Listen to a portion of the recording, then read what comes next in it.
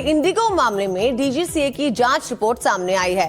Operation की जरूरत से ज्यादा ऑप्टिमाइजेशन, क्रू और विमान के लिए पर्याप्त बैकअप नहीं, ऐसे इंडिगो के केस में उस पर जो है आपत्तियां जाहिर की गई हैं। बिल्कुल अदिति, और अब भारी जुर्माना जो है इंडिगो को वो भी यहाँ पर भरना पड़ेगा। नई एफडीटीएल नियमावली जो है वो सही तरीके से लागू नहीं की गई थी। सॉफ्टवेयर और मैनेजमेंट जो है उसमें भी गंभीर खामियां मिली है डीजीसीए को।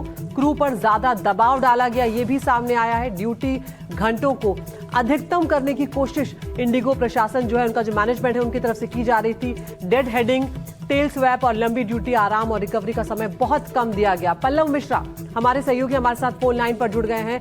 पल्लव, क्या कुछ डिटेल्स यहाँ पर आ रहे हैं और कुल कितना जुर्माना यहाँ पर इंडिगो पर लगाया जा रहा है?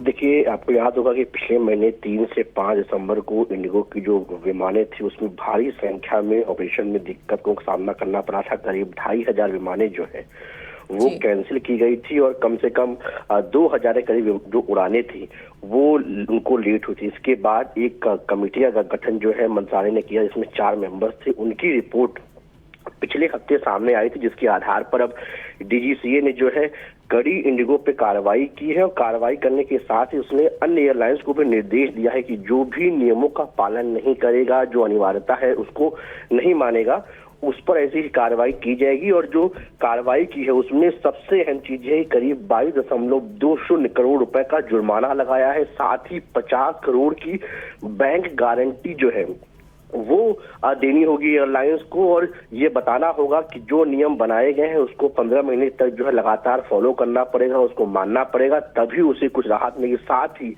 कई जो वरिष्ठ अधिकारी हैं, सीईओ से लेके चीफ ऑपरेटिंग ऑफिसर के अलावा जो ओसीसी अधिकारी हैं, उनको कड़ी वार्निंग दी है। साथ ही सीनियर वाइस प्रेसिडेंट को तत्काल प्रभाव से उनके पद से मुक्त करने को कहा है और कहा है कि इनकी वजह से जो फ्लाइट ऑपरेशन में समस्या आई, जो नए एडवर्टीएल नियम थे जिसका पालन नहीं किया गया, उसकी जिम्मेदारी ये है। इसलिए इनको जो है तत्काल प्रभाव से पद से हटाया जाए। बिल्कुल पल्लव, तो जिस तरह से आप बता रहे हैं यहाँ पर जो सीनियर वीपी है उन पर भी यहाँ पर गाज गिरने जा रही है, जो बड़े अधिकारी हैं उन्हें भी यहाँ पर बख्शा नहीं गया।